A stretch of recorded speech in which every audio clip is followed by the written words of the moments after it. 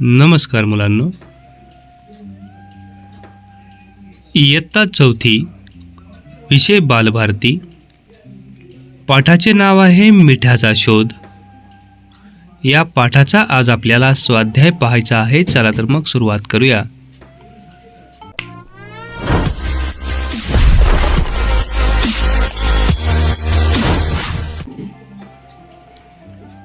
प्रश्न पहिला, एका वाक्यात उत्तरे लिहा. आकडा अ आहे, पूर्वीच्या काळी माणूस कुठे राहत असे? उत्तर, पूर्वीच्या काळी माणूस जंगलामध्ये गुहेत राहत असे. पुढील प्रश्न, आदिमानवाने हरणांच्या कोणत्या गोष्टीचे खूप दिवस निरीक्षण केले? उत्तर, हरिणे ठराविक जागी एका झाडाच्या बुंध्यापाशी असलेल्या दगडांना चाटतात. या गोष्टीचे आदिमानवाने खूप दिवस निरीक्षण केले. पुढील प्रश्न पाहूया.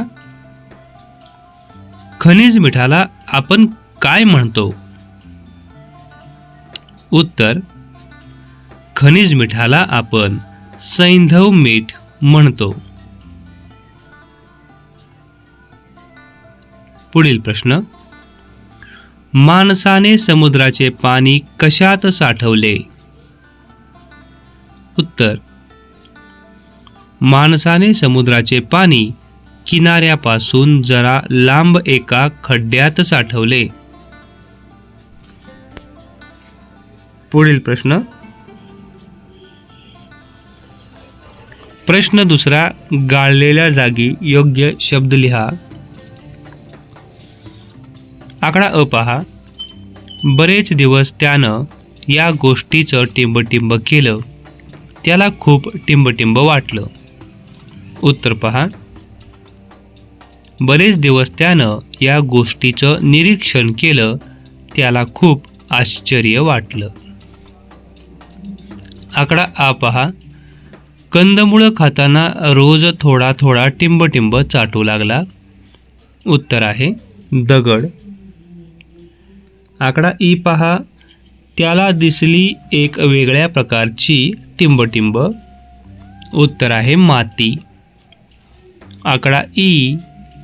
ते पाणी त्याच्या टिंबटिंब नेणंही त्याला शक्य होत नव्हतं. उत्तर आहे गुहेपर्यंत. पुढील प्रश्न,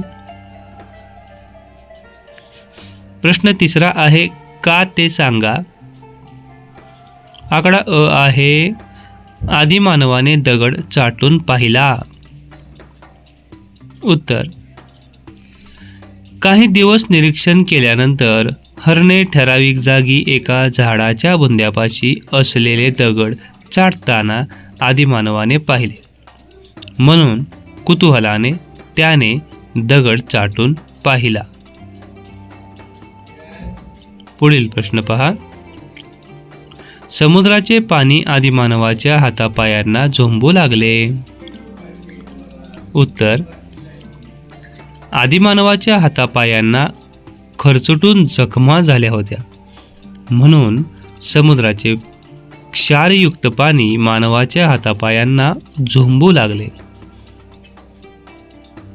पुढील प्रश्न, समुद्र किनाऱ्यावर आदिमानवाने लांब खड्डा खणला. उत्तर, समुद्र किनाऱ्यावर आदिमानवाने लांब खड्डा खणला कारण त्याला समुद्राचे पाणी त्यात साठवायचे होते. प्रश्न चौथा आहे, तुमचे अनुभव लक्षात घेऊन सारणीत योग्य नावे लिहा. एका बाजूला पहा कच्चे खाल्ले जाणारे पदार्थ, भाजून खाल्लेले पदार्थ आणि शिजवून खाल्लेले पदार्थ आहेत. तुम्ही स्वतः या ठिकाणी उत्तर लिहायचं आहे. या ठिकाणी काही उदाहरणादाखल मी नावं देतो.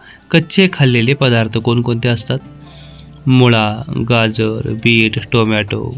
तुम्ही आणखी नावे या ठिकाणी ॲड करा. भाजून खाल्लेले पदार्थ कोणते असतात? पापड, भाकरी, शेंगा, ही यादी तुम्ही वाढवा.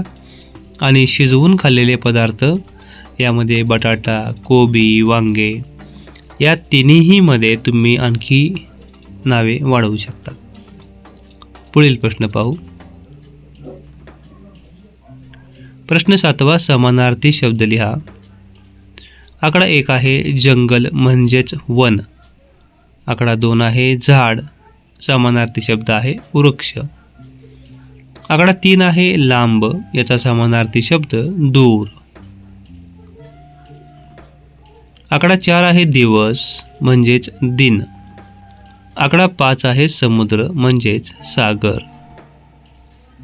आकडा 6 पाणी, समानार्थी शब्द आहे जल.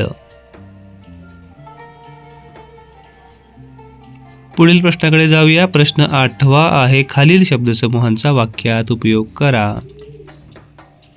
आकडा 1 आहे निरीक्षण करणे. याचा वाक्यात उपयोग करूया आणि वाक्य काय तयार होतं पहा. रमेशने काढलेल्या चित्राचे मुलांनी निरीक्षण केले. आकडा 2 आहे कुतूहल वाटणे. याचा वाक्यात उपयोग पहा. बाजारातून आणलेल्या पिशवीकडे पाहून श्यामला कुतूहल वाटले.